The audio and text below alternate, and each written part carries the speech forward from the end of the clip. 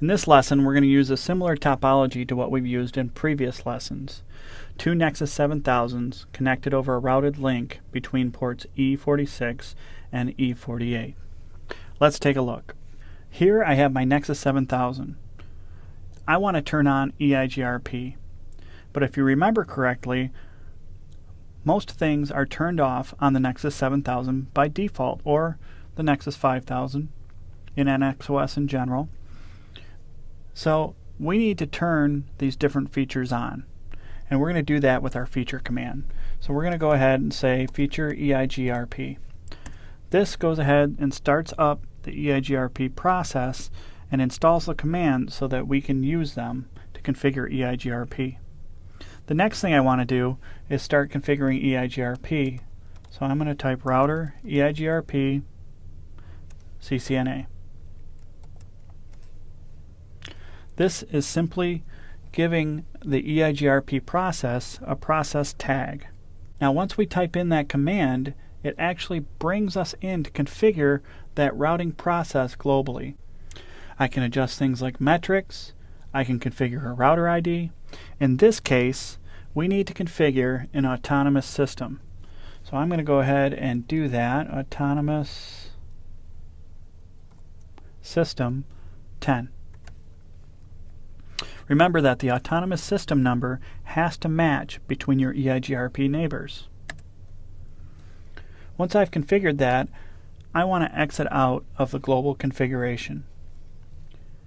Now in order to allow my interfaces to start participating in EIGRP, I need to go under that interface and tell that interface that I want it to participate.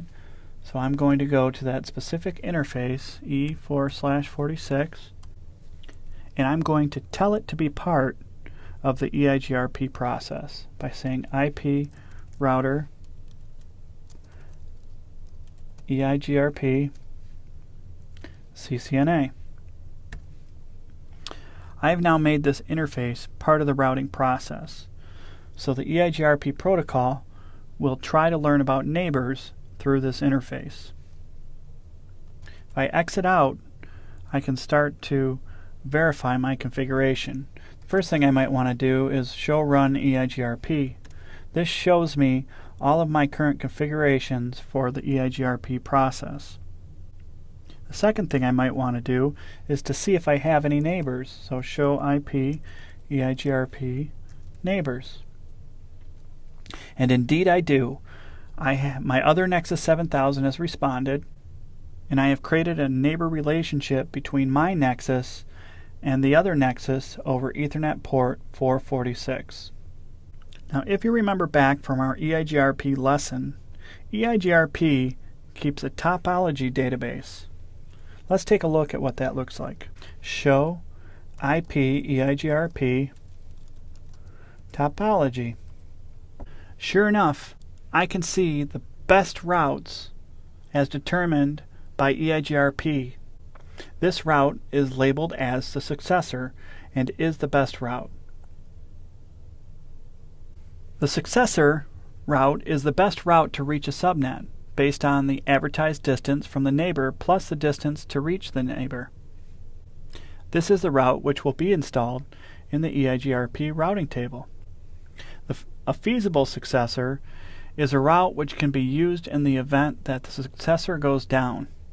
Now, we don't have much of an EIGRP network here, so we don't have a feasible successor.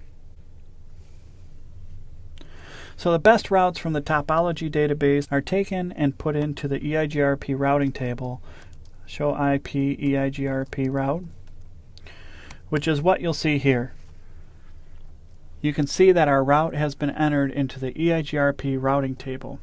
Because we already have these directly connected routes in our routing table, the directly connected route has a better administrative distance than the EIGRP route does. So we will not see the EIGRP route in our routing table.